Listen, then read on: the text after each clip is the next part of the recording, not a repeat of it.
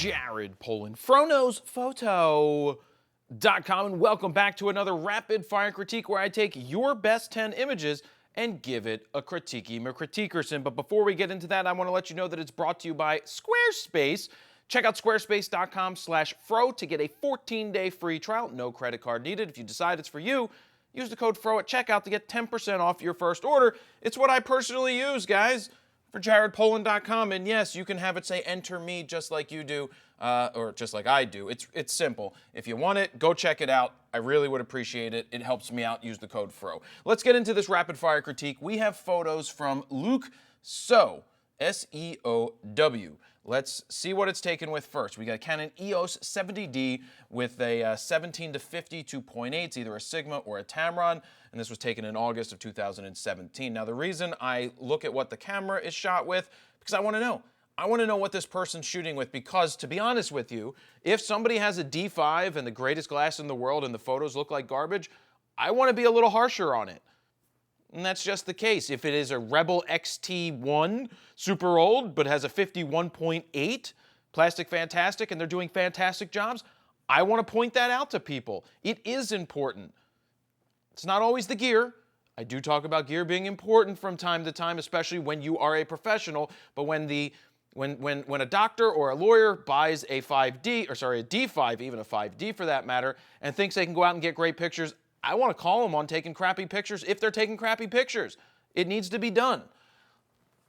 All right, so is that in focus? Yeah, I think that's in focus. Let's see. We're taking it f5, 50 millimeters, 1/60th of a second at ISO 800. Really, outside ISO 800, so this may have been brightened up a lot. I would be a little more careful with the shutter speed. Yes, I personally push the ISO a little further, but knowing that this is a 70D, I think they're in a good space for doing it. Just be careful with the 1/60th of a second.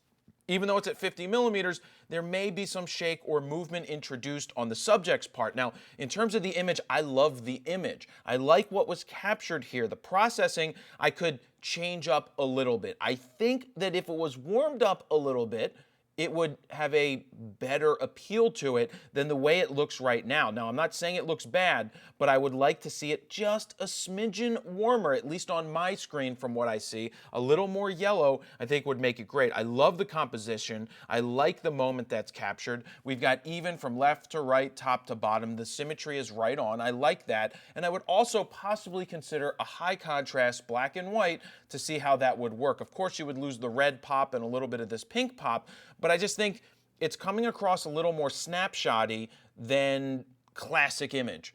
I think it has the potential to do that, and I think it could do that with processing and maybe bring out some of the shadows and highlights in the background, would bring out some more color back there, but I don't want to distract from the image. But good job on that. This is beautiful. When I took a quick glance at this when I first started to see, I actually only looked at 3 images before going into this set. Usually I go through them, but this one I saw the first couple and I'm like, yeah, I'm definitely doing this one.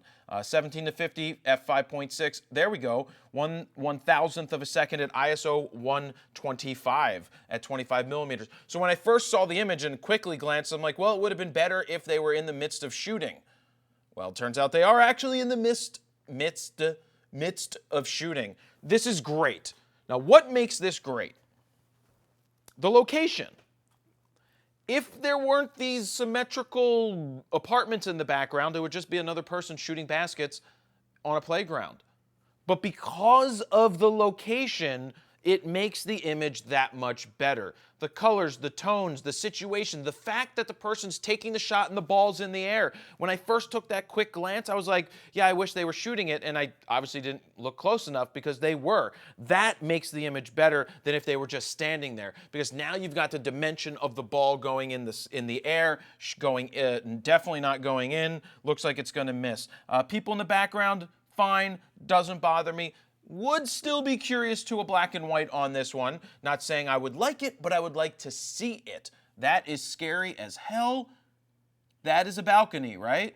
Holy Jesus, that is so not safe. What does this say? It says, boy playing basketball with himself in Choi Hwang Estate, Hong Kong. I've never been to Hong Kong.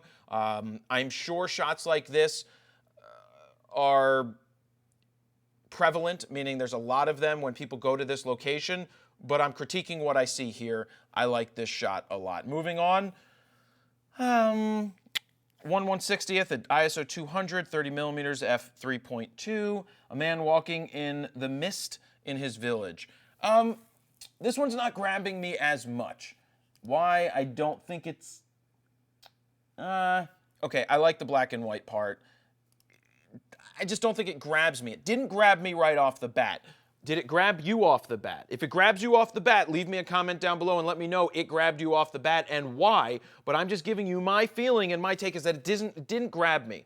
Now let's try to think, what could we do better? Would a wider, lower angle be better? I understand this is a situation where the person may be walking and you're just stealing the shot, so you're doing your best to get it. I just think that possibly wider, lower angle could give you more of the scene that he's in. So it just doesn't pop to me as it is. That's what I have to say about that. Okay. Local horse racing in Hidaka area, Hokkaido. There, I got it right. I just had to say it. Hokkaido. 55 to 250. All right, so we've got a kit lens. We've got a creative crop going on. It's all right. Background super distracting. Not the greatest horse shot in the world. What would make it a better shot is getting rid of that background even more. Now, what millimeter? We were at 250, so they're all the way out on that camera, multiplied by 1.6 to get the equivalent crop factor. You're at a close to 380 millimeter lens. I just think that what makes this type of shot better is when you're like that, all right? And I get it. Constraints of the lens.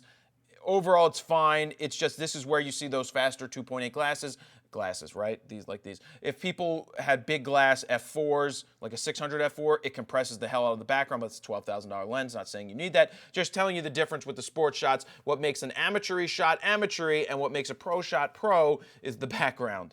It dissipates. It's gone. So it's all right, not great. That's a snapshot, needs better processing. That is the first judgment call right from there. HDR, evening view. All right, I mean, it's HDR. I get it. It's just more contrast. You pump up the contrast on this, it may come to life. Bring down the background, because I don't think you need to really HDR it that bad. But it's a good HDR. I'll give you that in terms of it's not punching me in the face over the top. But I would bring down the shadows in the background. I think these hills should be black as it's sundown. I think that would be better. Is this where the airport is over here? That would be a weird place for an airport. I don't know. Maybe. All right. This is HDR photo taken at Sandy Bay in Hong Kong. Yeah. That's what I got. I'm not a landscape person as much. I can recognize quality landscapes if it punches me in the face. This is just not grabbing me as an awesome landscape. I mean, I like the ship in the background. I like the lights in the distance. It just doesn't grab me. It just doesn't stand out. This, I believe, is in Berlin. Unless this is in somewhere else. And yeah, it's older because it's with the 40D, so it was taken in 2015, so it's not in Japan. But I'm pretty sure this is Berlin because I've been to the Holocaust Remembrance Memorial thing. But this may not be that. This may not be that. I mean, it could be. It's just hard to tell from the situation. You're probably standing on top of one of these things. You get yelled at for standing on one of those. You're not really supposed to do it. I did do it to get a picture when I was doing the iPhone 7 Plus real world review. If this is the Berlin one, it's fine. The people in it is fine. It's just not exquisite. I see it's a little older. You've gotten better since then. Not that good.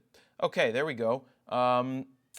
50 to 150 2.8. All right, that's that Samsung. That's that Sigma lens, I'm pretty sure. Man pushing his cart in Yau Mai Tai, Hong Kong.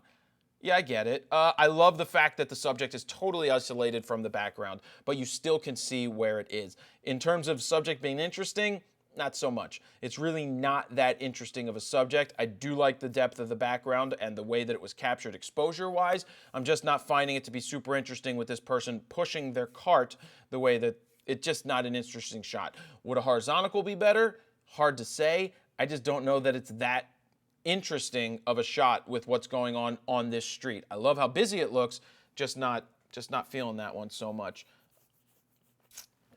evening shot of the famous Temple Street, Hong Kong. I mean, I love the colors. I like what's going on. I like the feel of it. I still would bring down some of the shadows, make it a little more poppy, a little more contrasty. That's personal preference to see how it is. I like it. It's good part of a Hong Kong photo story, I think. If you pair it together with all of your Hong Kong journeys, I would actually like to see all of those. It's cool. This is a classic shot that everybody's seen.